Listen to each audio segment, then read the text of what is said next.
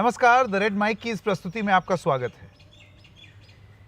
दरअसल इलेक्शन के जो नतीजे हैं वो बहुत हद तक कई राज्यों में एक अलग तरीके के परिणाम की शायद उम्मीद लगा के बैठी थी कांग्रेस पार्टी, और उसमें से एक राज्य था छत्तीसगढ़। लगता है कांग्रेस पार्टी माने बैठी थी कि यहाँ तो जीतना तय है, बाकी जगह फाइट है, वो थोड़ा सा फाइट मारेंगे, ये सब यहाँ के लिए उनके मन में ये था कि ये तो निकल ही जाएगा। तो आज जो सबसे बड़ा प्रश्न इन नतीजों में, जो नतीजे आ रहे हैं, उसमें यही पूछा जाना चाहिए कि छत्तीसगढ़ में आखिर कांग्रेस हारी क्यों? क्या हो गया ऐसा छत्तीसगढ़ में? भूपेश बघेल का काम या करिश्माई नेतृत्व काम क्यों नहीं आया? और इसके लिए मुझे नहीं लगता कि सुदीप श्रीवास्तव जी से बेहतर कोई और हो सकता है, क्योंकि आप जितना छत्तीसगढ़ को जानते हैं शायद और कोई नहीं जानता। सुदीप जी, आपका बहुत बहुत स्वागत द रेड माइक में। थैंक यू तो एक जी। हाँ, आप इतनी तारीफ़ कर रहे हैं, शायद उतनी तारीफ़ के लायक नहीं हूँ मैं। छत्तीसगढ़ बहुत बड़ा स्टेट है और उसमें बहुत सारी चीज़ें होनी चाहिए, बने जानकारी भी ज़्यादा होनी चाहिए। कल तक हम भी मान रहे थे कि कांग्रेस को एज है, लेकिन रिजल्ट अभी उल्टा बता रहा है। मैं आपको ये भी बता दूं कि सुदीप जी जो हैं वो उन पॉलिटिकल एनालिस्ट या राजनीतिक विश्लेषकों में से नहीं हैं जो कि बंद कमरे में बैठ करके चक्के वाली कुर्सी पे विश्लेषण करते हैं। सुदीप जी हर चुनाव में घूमते रहते हैं, बिल्कुल जैसी हमारी फितरत है वैसी आपकी भी फितरत है। बिल्कुल मैदान में उतर के आप तेलंगाना भी गए, छत्तीसगढ़ भी गए, तमाम। तो आइए अभी सिर्फ और सिर्फ छत्तीसगढ़ के बारे में बात करते हैं, क्योंकि भूपेश बघेल के लिए, कांग्रेस पार्टी के लिए ये जाहिर सी बात है एक बिग अपसेट है। बिल्कुल। क्यों हारी? देखिए, इसके 3-4 बड़े कारण हैं, बल्कि 5 बड़े कारण कहिए। 2 कारण बीजेपी की तरफ से हैं कि उन्होंने क्या ठीक किया, 3 कारण कांग्रेस के तरफ से हैं जो उन्होंने क्या गलती की। मैं आखिरी 15 दिन में जब लगातार घूम रहा था छत्तीसगढ़, पिछले 6 महीने में शायद मैं 90 के 90 कॉन्स्टिट्यूंसी एक ना एक बार जरूर गया हूं, तो ये एक नई बात आ रही थी बार बार, और खासकर मुझसे अपर कास्ट के लोग, क्योंकि मैं अपर कास्ट हूं, तो वो कन्फाइन करते थे कि ये हम तो सोचे थे कि कांग्रेस को देंगे दोबारा मौका और कांग्रेस को लाएंगे, लेकिन ये पार्टी सनातन धर्म विरोधी है। तो मैंने कहा ऐसा क्या क्या विरोधी है?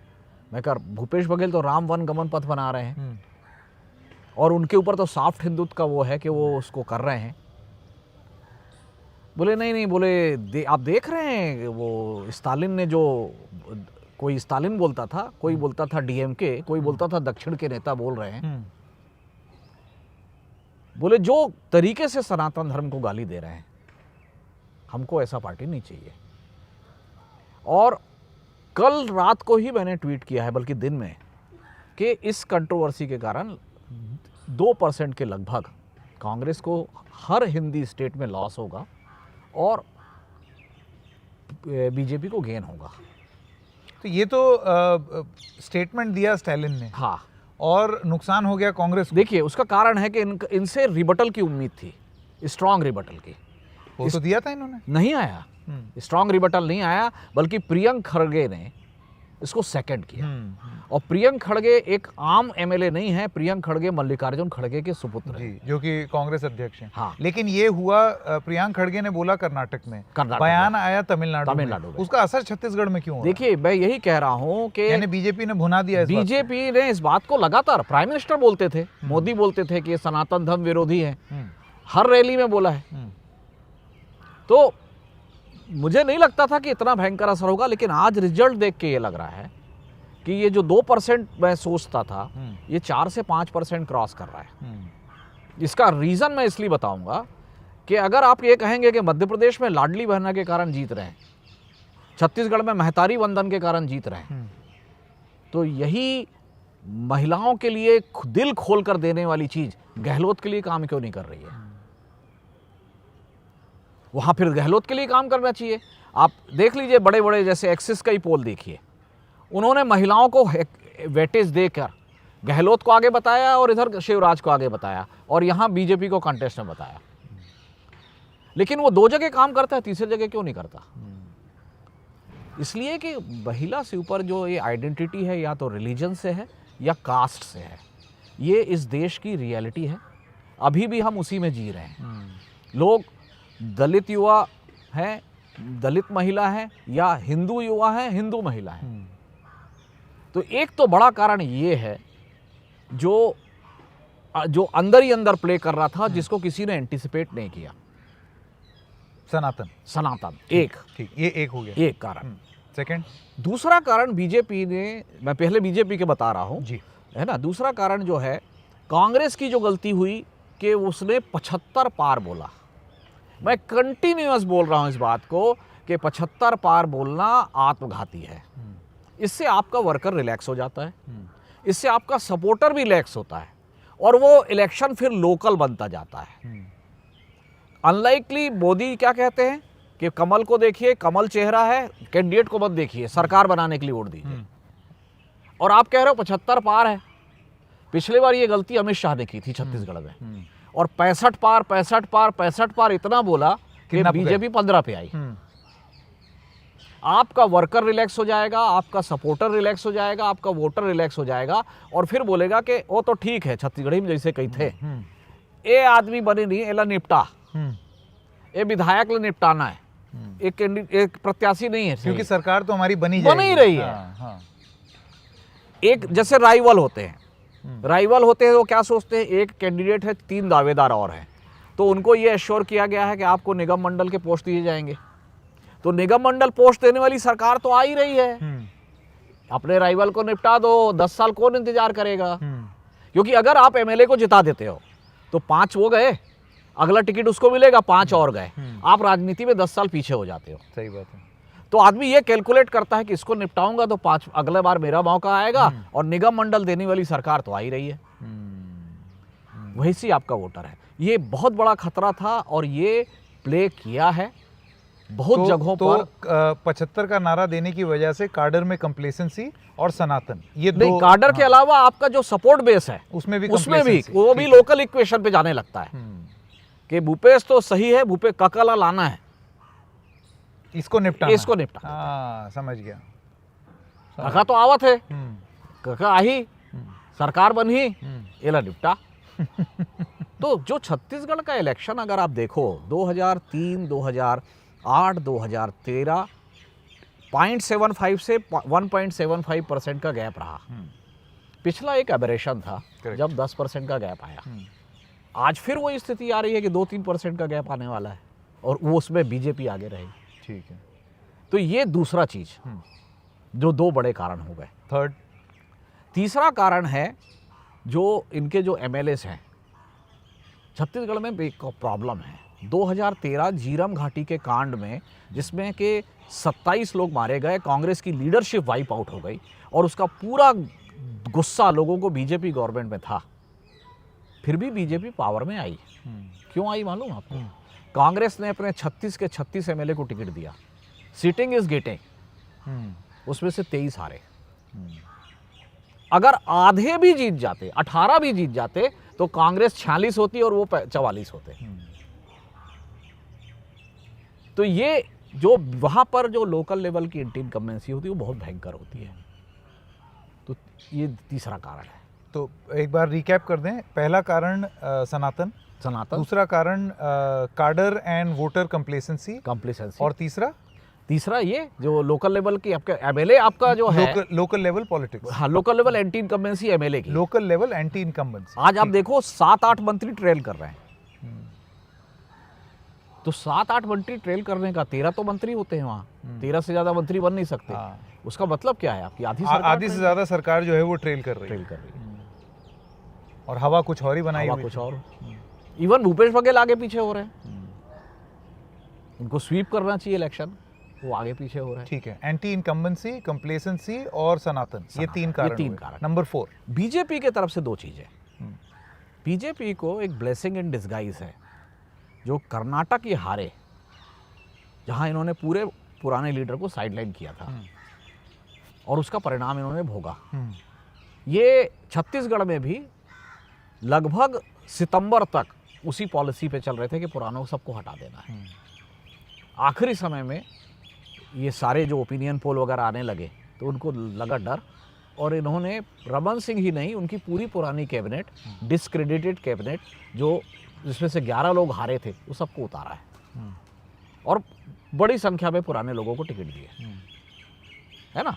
80 साल के ननकी राम कंवर को भी दिए, वो 75 का मार्गदर्शक मंडल नहीं है। वहाँ पर परिवारवाद भी नहीं है, रमन सिंह भी लड़ रहे हैं, भांजा भी लड़ रहा है, भांजी भी लड़ रही है, तो वो सब सारे पैमाने तोड़ के टिकट दिए। तो इन लोग 15 साल पावर में थे, इनके पास रिसोर्सेज है, पैसा है और टीम है। अभी भी उस पर्टिकुलर असेंबली में उनके पास इतनी टीम है कि वो अपना खुद का चुनाव अकेले लड़ सकते हैं। ये स्थिति कभी कांग्रेस की हुआ करती थी कि उसके पास 20 ऐसे नेता होते थे जो कोई कुछ भी हो वो 20 वो जीत के आएंगे। तो वो उनको टिकट दिया। एक दूसरी चीज है जो किसी ने उम्मीद नहीं की थी, क्योंकि ये आप फिफ्थ रीजन बता रहे हैं। Fifth reason. तो चौथा रीजन एक बार फिर से रिकैप कर दें, वो है BJP's investment in strong leadership and local talent. हाँ, उन्होंने स्ट्रॉन्ग, जो पुराने जमे हुए लोग थे उनको फिर से उतार दिया। अब इसके बाद और पांचवी जो चीज है वो सबसे क्रूशियल है छत्तीसगढ़ के हिसाब से, भूपेश बघेल जी की पॉपुलैरिटी, उनकी गवर्नमेंट का जो जलवा था वो वेलफेयरिज्म पे था। Correct correct. 2,500 का धान, कर्जा माफ, 4,000 का तेंदूपत्ता, हाँ, ऐसा सब जो बने हुआ नहीं था। गरबा गुरबा बाड़ी, वो सारा सारी उसमें गोबर खरीद रहे हैं, ये खरीद सब चीज। बीजेपी 2018 हारी ही इसलिए थी कि बीजेपी ने 2013 में 2100 रुपए पैडी का प्राइस बोला, 300 रुपए क्विंटल बोला बोनस। 2014 में मोदी जी आ गए पावर में।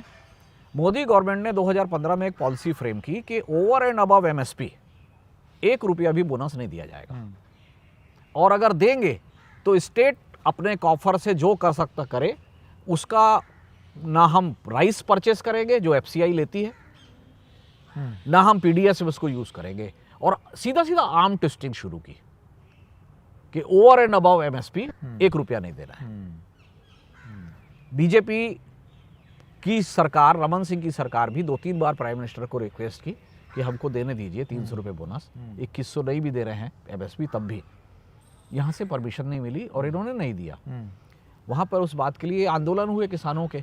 अब देखिए, आंदोलन होगा तो अल्टीमेटली पुलिस प्ले में आती है, पुलिस प्ले में आती है तो एट्रोसिटी होता है। करेक्ट। तो फिर वो एक एंटी इनकम्बेंसी ह्यूज बनती किसानों के बीच में। तो डिस्पाइट द फैक्ट कि आपने लोक लुभावन वादे भी किए, हाँ, और हाँ, आपने स्कीम्स भी लॉन्च की, सबकी, उसके बाद भी धोखा दिया, है ना, धोखा दिया आपने, अविश्वास। और इस पे बीजेपी प्ले कर गई। नहीं, ये इन्होंने, बीजेपी ने किया था 2018 में। हाँ। जब 2018 का चुनाव हुआ तो इसके कारण स्वीप हुआ। हाँ। किसान 70% है, उन्होंने स्वीप कराया और कांग्रेस पावर में आ गई। कांग्रेस का जो एक ही नेगेटिव पॉइंट था, जोगी, वो उन्होंने बाहर कर दिया, जो फिगर ऑफ हेट्रेट थे। माने एक पर्टिकुलर कम्युनिटी उनको बहुत लाइक करती है, लेकिन बाकी उनको पसंद नहीं करते। माने वो थोड़े बड़े और ब्रॉडर बेस वाले ओवैसी हैं, थे मतलब, अब तो नहीं रहे। तो उनको जैसे ही बाहर किया, Congress was not untouchable to many section, जम के वोट हुआ, आपकी 68 सीट आ गई। इन्होंने वो 2,500 रुपये दिया, इन्होंने को मोदी सरकार लगातार 4 साल इनको परेशान की कि आप नहीं दोगे, इनका पैडी परचेस करना बंद कर, राइस परचेस करना बंद कर दिया, सब फिर कुछ उसका इम्पैक्ट 23 में कैसे हुआ? इसके बैकग्राउंड में नोबडी वाज एक्सपेक्टिंग कि बीजेपी का मैनिफेस्टो ये कहेगा कि एमएसपी के ओवर एंड अबव हम 900 रुपये बोनस देंगे, much more than what Congress is giving you. Congress ने लास्ट पैडी परचेस किया था 2700 में, हम आपको 3100 देंगे। 2100 का एमएसपी, 600 रुपए का बोनस कांग्रेस दे रही थी, हम आपको उससे ज्यादा देंगे। तो ये तो बीजेपी की रेवड़ी हो गई। अब मैं उस पे आ रहा हूं, मैं उस पे आ रहा हूं, मैं उस पे आ रहा हूं। मतलब देखिए, आज भूपेश बघेल हार रहे हैं, है ना, अभी तक के नतीजे से लग रहा है हार रहे हैं।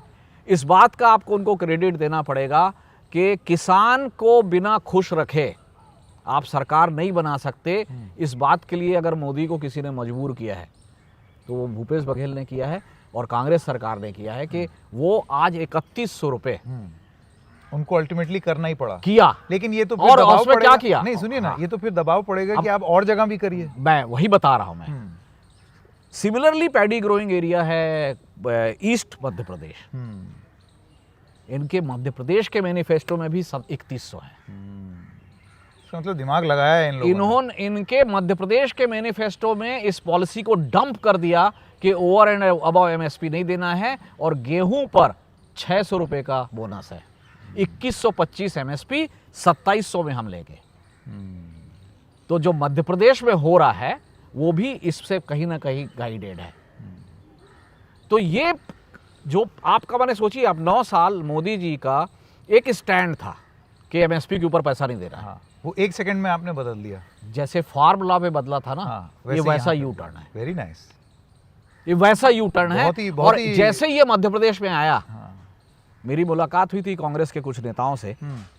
मैंने उनको कह दिया था कि इसका मतलब ये है कि 2024 के मैनिफेस्टो में बीजेपी ये प्रॉमिस करने वाली है कि हर फसल का एमएसपी 500, 600, 400 रुपए बढ़ेगा। तो बड़ी इंटरेस्टिंग बात बता रहे हैं आप। अब देखिएगा ये होगा। सुदीप जी ने 5 कारण बताए। अभी इस पे एक आखिरी चीज, अच्छा, इसके साथ उन्होंने एक काम और किया कि ये पैसा पूरा एक मुश्त मिलेगा। कांग्रेस की सरकार उसको इंस्टॉलमेंट में दे रही थी, तो ये एक मुश्त मिलेगा। और महिलाओं को जो इन्होंने हिमाचल में और कर्नाटक में झेला था, सीधा महिलाओं को 1000 रुपये महीना, ये प्योर रेवड़ी है। आप पैडी तो एक बार एम्पावरमेंट में कह सकते हो कि स्वामीनाथन कमेटी की रिपोर्ट कहती है कि जो एमएसपी है वो कम से कम 30% कम है। करेक्ट। तो वो तो एम्पावरमेंट है। लेकिन महिलाओं को जो इन्होंने बोला 1000 रुपये महीना, वो पूरा का पूरा रेवड़ी है। तो मतलब अंत में रेवड़ी का सहारा लेना और पड़ा। कांग्रेस ने इसके रिस्पांस करने में देरी की। 4 नवंबर को ये आया मैनिफेस्टो। कांग्रेस का मैनिफेस्टो 5 को आया, उसमें महिलाओं को कैश नहीं था। 8 दिन तक लगातार रिएक्शन देखते रहे। दिवाली के दिन फिर महिलाओं के लिए 15,000 रुपये कांग्रेस ने अनाउंस किया, but it was too late, क्योंकि उसके बाद 2 दिन अखबार नहीं आता। लोग त्योहार में रहते हैं। आप बोलते रहिए, मैं नोट्स बना रहा हूं, क्योंकि सुदीप जी ने 5 कारण बताए हैं कि कांग्रेस क्यों हारी छत्तीसगढ़ में। उसका जल्दी से, जैसे वीडियो खत्म कर रहे हैं तो एक रिकैप कर लें। इस बीच में बीजेपी के वर्कर ने घर घर जाके फॉर्म भरवाए और महिलाओं को सीधा के 1000 रुपये आपको, और कई बीजेपी के कैंडिडेट ने कैश में 1000 रुपये की किश्त दे दी है। वो भी किया है, जो सक्षम थे उन लोगों ने किया। तो ये कारण है। और इसका असर ये हुआ कि जो उनका कार्यकर्ता वोटर को फेस नहीं कर पा रहा था, गांव जाता था तो गांव का किसान बोलता था, भूपेश सर तो 2700 देवत है, तय कत का देवे। तो ये अपना मूल्य वापस आता था। जैसे ही 3100 हुआ, छाती चौड़ा करके हम 3100 देंगे, एक साथ देंगे, 12,000 महिलाओं को भी देंगे। कांग्रेस ने कहा हम किसानों का कर्जा माफ करेंगे। बीजेपी का वर्कर कैलकुलेट करके बताने लगा, आप पे कर्जा कितना है? 40,000। आपके घर में कितनी महिलाएं हैं? 2 महिलाओं को 20,000 साल में, 5 साल में 1 लाख। ये, और ये मैसेज बाकायदा सब वैसे भेज दिया, ग्राउंड तक पहुंचा दिया। लेकिन सुदीप जी, जब वादा करते हैं ना, तो वादा फिर पूरा भी करना होता है। और अगर नहीं किया तो सरकार भी जाती है। आखिरी चीज इसमें कि पिछले बार चूंकि बीजेपी वादा करके पूरा नहीं की थी, अच्छा हुआ आपने याद दिला दिया ये। तो सरकार चली गई थी। तो इस बार बीजेपी ने इस मैनिफेस्टो का नाम क्या रखा मालूम? मोदी की गारंटी। करेक्ट। मतलब रमन सिंह की कोई गारंटी नहीं है, उसका तो डिस्क्रेडिटेड है। वो नहीं दिए थे। लोकल लीडरशिप की कुछ नहीं, मोदी की गारंटी। मोदी की गारंटी घोषणा पत्र का टाइटल है। संकल्प पत्र होता है हर जगह। सही बात है। ये मोदी की गारंटी है। सीधा राज्य चुनाव में भी। और मोदी की गारंटी का एडवर्टाइजमेंट सब कुछ। मैं देख रहा हूँ राजस्थान वगैरह पर भी ये कहा जा रहा है कि मोदी की गारंटी। ये बात आपने तो एक बार रिकैप कर दें। सुदीप जी ने जो बोला, इन्होंने 5 कारण बताए हैं और मुझे लगता है ये हर किसी को सुनना बहुत जरूरी है। अगर आप वो 5 कारण जानना चाहते हैं कि कांग्रेस छत्तीसगढ़ जैसा राज्य, जो कि एक बड़ा अपसेट है, वो क्यों हारी, उसको जल्दी से एक वर्ड में रिकैप करते हैं। कारण नंबर 1 सनातन धर्म की कंट्रोवर्सी। कारण नंबर 2 75 पार का कांग्रेस का लॉफ्टी वादा। ठीक है, जिसकी वजह से वर्कर और वोटर दोनों कंप्लेसेंट हो गए। कारण नंबर 3, जो विधायकों की लोकल लेवल एंटी इनकम्बेंसी, कई जगह थर्ड टर्म के विधायकों की लोकल एंटी इनकम्बेंसी की जनता ने ये सोचा या वर्कर्स ने ये सोचा कि वो तो ऊपर आ ही जाएंगे, इनको निपटाओ, और वो एंटी इनकम्बेंसी हो गई। कारण नंबर 4, बीजेपी ने जो पुराने पूरे लीडर्स को उतारा, और कारण नंबर 5, एक सेकेंड, हाँ, पुराने लीडर्स को मैदान में उतारना और उनकी जो ताकत है उसको समझते हुए आगे बढ़ना, ये हो गया फोर्थ। और कारण नंबर 5, इनका मैनिफेस्टो, बीजेपी का मैनिफेस्टो, और जिसका ऐसे नाम रखा गया और उसको प्रोजेक्ट इस तरीके से किया गया कि जिसको हम कहते हैं अहले ज़बान रेवड़ी कहा जाता है। आपने वो प्रस्तुत की और उसमें रमन सिंह का चेहरा ना लगा के मोदी की गारंटी के नाम से उसको पेश किया है, और माने यू टर्न लिया किसान धान के प्राइस पे, तो यू टर्न लिया पूरा। ठीक है सुदीप जी, मेरे ख्याल से इससे अच्छा विश्लेषण और कोई छत्तीसगढ़ का नहीं कर सकता है, जिसमें 5 पॉइंट्स में ये बता दिया गया है कि क्यों भूपेश बघेल हार की तरफ बढ़ रहे हैं और क्यों भारतीय जनता पार्टी जीत की तरफ छत्तीसगढ़ में जाती हुई दिखाई दे रही है। आपका बहुत बहुत धन्यवाद हमारे साथ जुड़ने के लिए द रेड माइक में। Thank you.